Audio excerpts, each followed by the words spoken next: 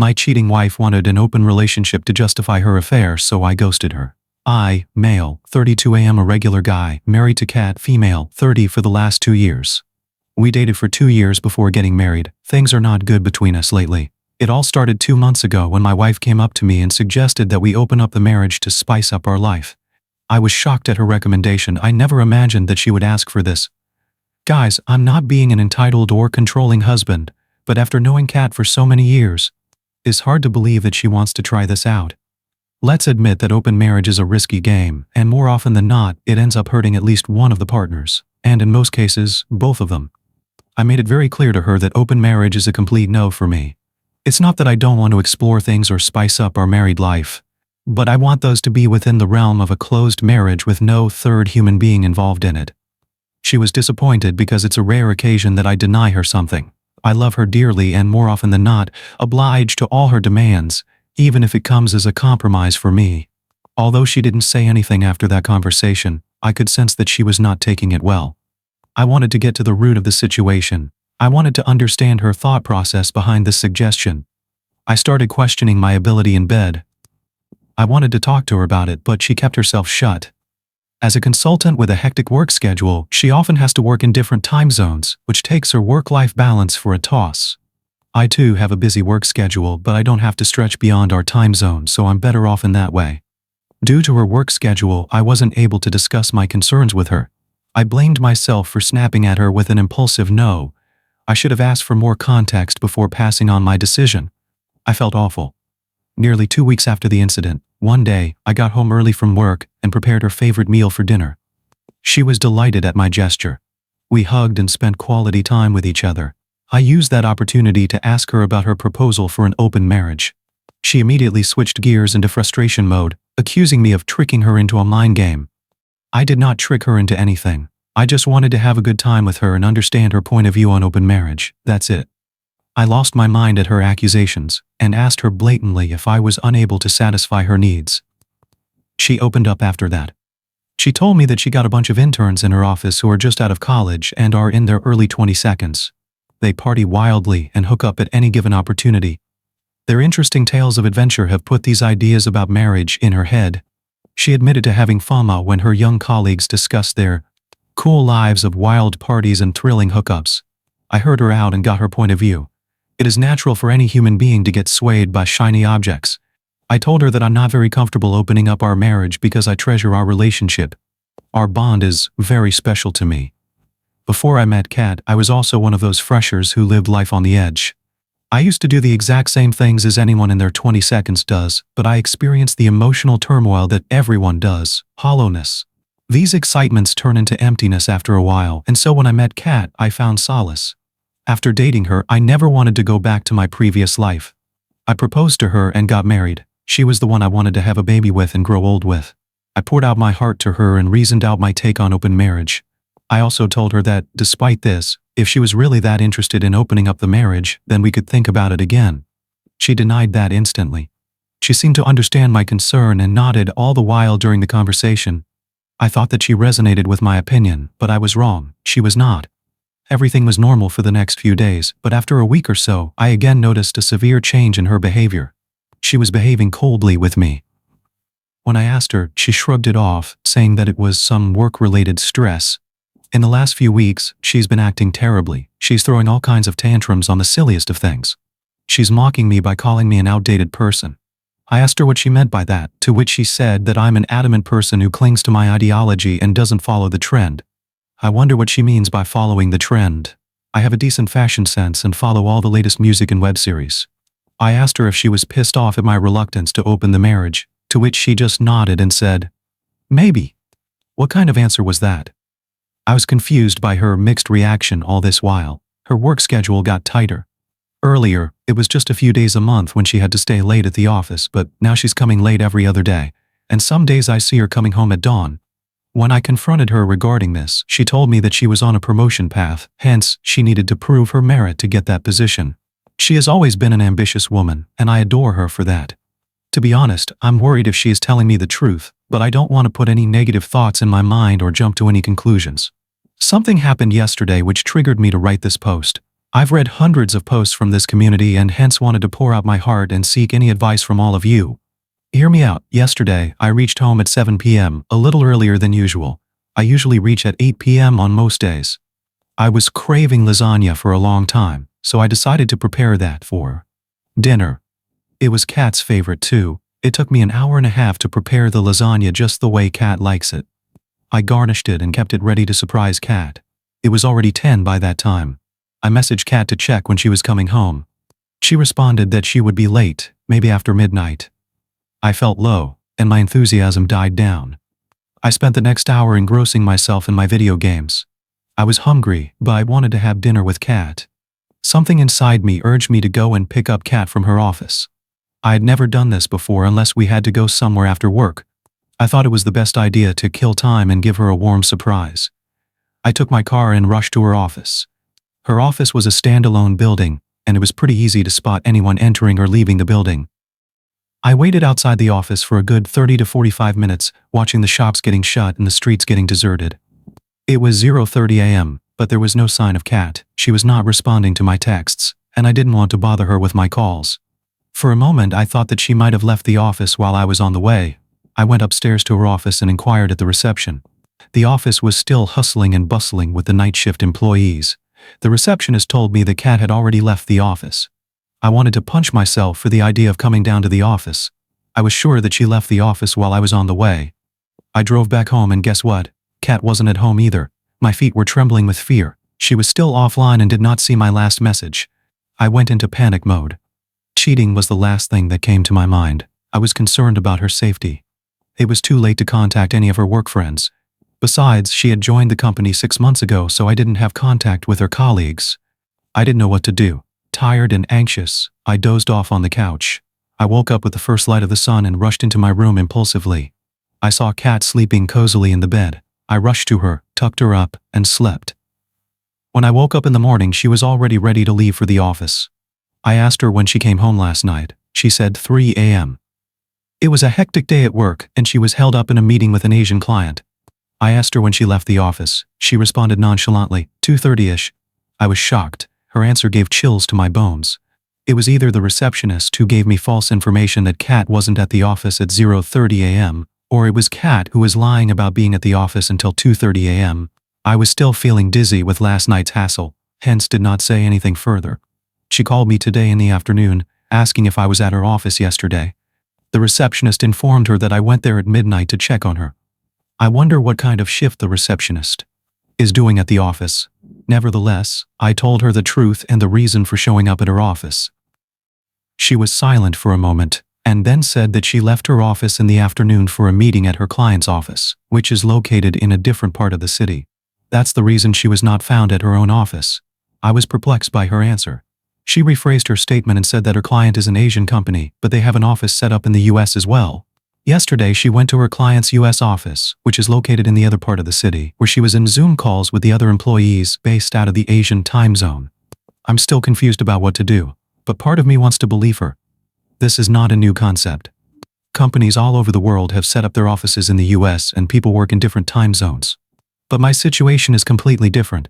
Clueless and helpless, I don't know what to do next. Should I wait and let this pass, or should I confront my thoughts to Kat again? I had confronted her several times in the past, which I have described in the post above.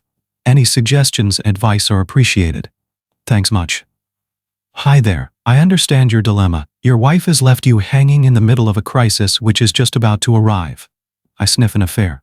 However, you're absolutely right not to jump to any conclusion right away.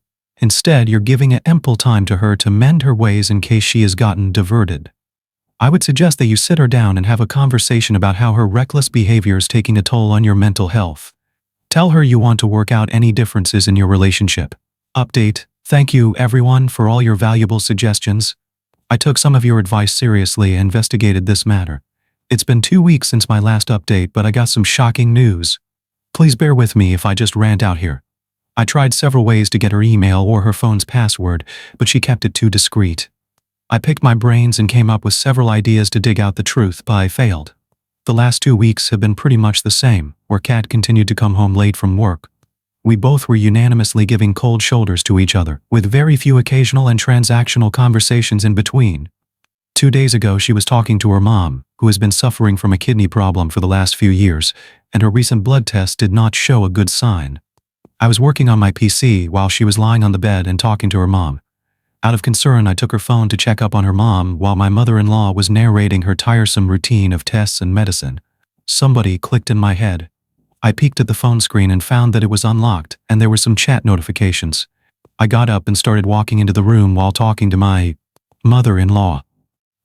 I casually went inside the washroom while talking on the phone and locked it from the inside. I put the phone on speaker and pretended to listen to her while reading the messages through the notification. The notification revealed that Kat was supposed to meet someone that day for a fun ride. I opened her social media DMs and boy oh boy, you guys were right. She was already having an affair. She was sleeping with those novice Kio workers. After a couple of minutes, she realized that I took her phone with me inside the washroom. She started banging on the door to get her phone back. I didn't have enough time to read all the conversations line by line, so I scanned her gallery to find some concrete proof. The gallery was filled with explicit pictures of my beautiful wife in a compromising position with her CO workers. I emailed all those pictures to myself and deleted the history. She's cheating on me with her multiple colleagues. I felt so sick that I wanted to throw up. Meanwhile, my wife kept knocking on the door asking for her phone back. I couldn't bear to hear her nagging voice. I unlocked the door, swiftly passed her the phone, and locked the washroom again.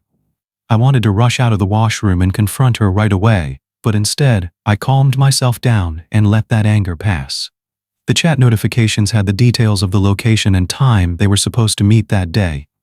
I went out of the washroom, took the car keys and drove off to that location. While I was leaving the house, she called my name in a faint voice, but I didn't bother to turn back. I went to that hotel and took the darkest table in the lobby. I wasn't there to cause a scene, I just wanted to see how comfortable she was on her way to cheat on me. She was supposed to be there at 5 p.m.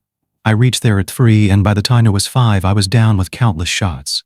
I wish I had confronted her in the house, but God knows what I was thinking at that time. Maybe I was too numb and not ready for a face-off. I wasn't ready for the face-off even in the lobby. It was 6, but she didn't turn up. I thought that she got a whiff that I might be there and they would have changed the location. Nevertheless, I was too drunk and drained to pick my brains at that time. I sat there and continued to gulp my drinks. It was almost 7 when I saw Kat. For that sight, my world came crashing down.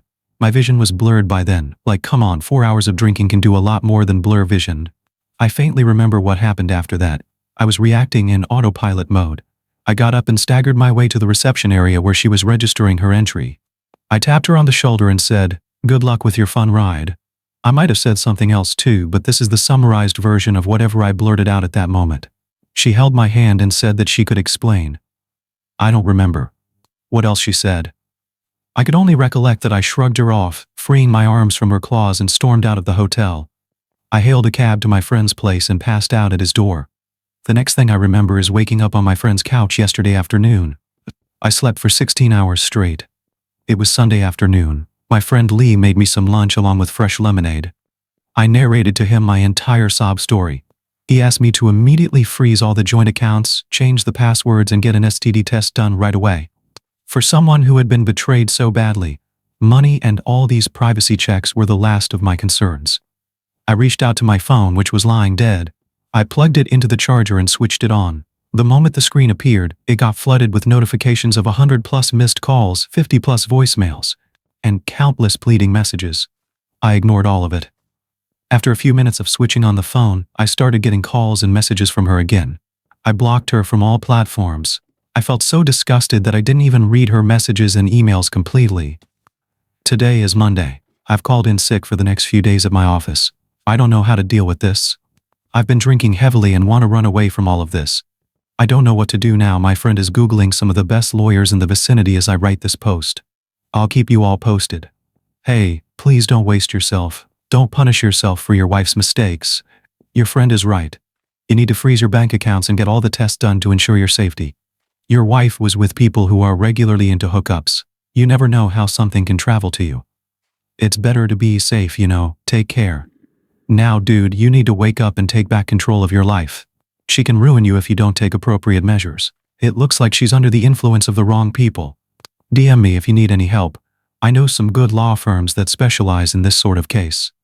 Update 2. It's been 2 months since the last update. Thank you for all the PMS and the care shown on my posts. After reading the comments on my last update, I decided to take back control of my life. As suggested, I immediately froze all the joint accounts, changed the passwords of all vulnerable data, and got STD tests done.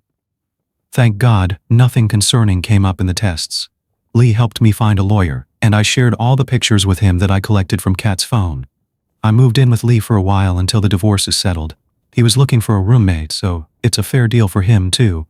During this time, Kat has been trying to contact me, pleading with me to get back together and start fresh. She even reached out to Lee, begging him to help reconcile our marriage. She claimed that she loved me and that all those hookups meant nothing to her. She was just exploring herself and wanted to feel desirable. I don't know, guys. Maybe I'm out of touch with these Gen Z concepts of feeling desirable, or perhaps the whole idea is just a sham. I'm not sure. A few days after my last update, I sent Lee to our house with the keys to pick up my stuff. I was hoping that she would be at the office, considering it was a regular working day, but Lee found her at home. She broke down in front of him and asked for help. Lee, being smart, told her that I was staying at a hotel and not at his place. He knew she might show up at his apartment and create a scene. Kat informed Lee that she had left her job.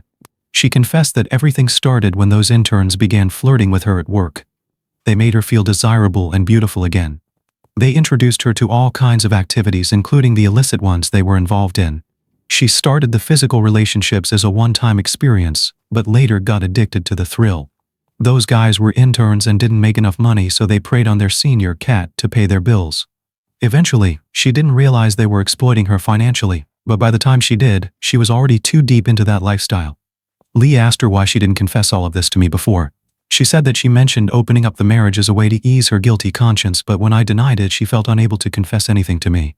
What a load of crap. What was the point of asking for an open marriage after she had already cheated on me? Kat has been resisting signing the divorce papers and is now shifting the blame on to me, claiming that I motivated her to go for those one-night stands to gain some experience. What a lame excuse. Nonetheless, she could not prove her false claims. Now she's asking for alimony for the mental distress caused by the divorce. If there's anyone who needs to be compensated, it's me. I had to go through the terrible feelings of betrayal. Later that month, her sister Amy, name changed, contacted me and pleaded for reconciliation. She told me how Kat was going through tough times, which led to severe depression because those interns had tarnished her reputation at the office. Apparently, they showed pictures of Kat in compromising positions to other senior employees, who then mocked her for being an easy catch. She became the center of gossip at the office, forcing her to leave. The senior employees spread the hot gossip to others in their network outside the office, and now Kat is struggling to get a referral. I told Amy that Kat was the one who ditched our stable married life for a thrilling experience, and now she has to deal with the mess that comes with it. Anyway, I'm moving on with my life. I've kept my drinking habits in check and have been concentrating on working out, eating healthy, and staying busy at work. The divorce proceedings are ongoing, thanks to Kat's resistance. It's been delayed, but my lawyer assured me that it will be resolved soon. Good luck with the new phase. I hope you come out of this situation stronger. And what a narcissistic behavior from her. How could she just shift the blame onto you? Ridiculous. You need to get rid of this girl as soon as possible. Don't fall into any trap of reconciliation.